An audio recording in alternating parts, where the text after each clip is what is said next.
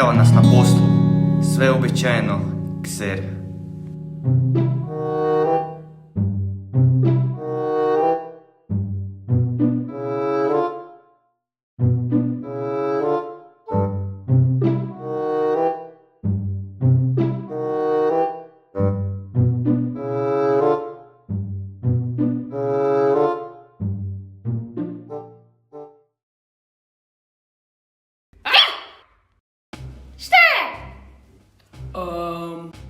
Bok, ja sam kser.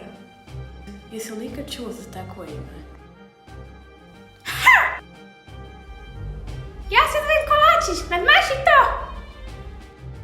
Volim miris kolača. Ja bi se zvao tak.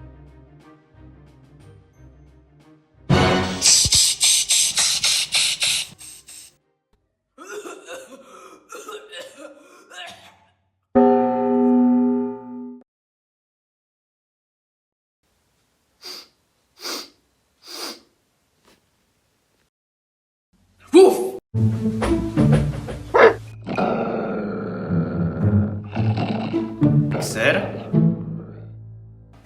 Dobro, smirite svog psa.